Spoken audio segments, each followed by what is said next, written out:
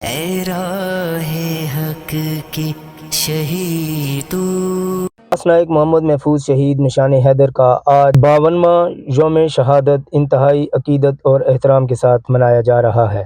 انہوں نے 1971 کی جنگ میں بھارت کو ناکوں چنے چبوائے۔ ان کی یونٹ کو کنجری پل پر تعینات کیا گیا تھا، جہاں پر انہوں نے انتہائی بہادری اور جانفشانی کے ساتھ لڑتے ہوئے دشمن کو آگے نہ بڑھنے دیا، اپنی جنگی صلاحیتوں کی وجہ سے روکے رکھا۔ ان کی اس جنگی صلاحیت اور بہادری کی تعریف دشمن نے خود بھی کی۔ 18 دسمبر 1971 کو وہ کنجری پل ہندوستانی چوکی کے قریب تعینات تھے کہ دشمن کے ایک حملے میں جام شہادت نوش کیا۔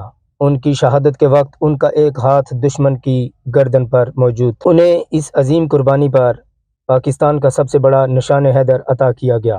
لاس نائک محفوظ شہید آخری آرام گاہ اسلام آباد کے مضافاتی علاقے پنڈ ملکہ میں موجود ہے، جہاں اس عظیم سپوت کو خراج عقیدت پیش کرنے کے لیے عوام کی بڑی تعداد آتی ہے۔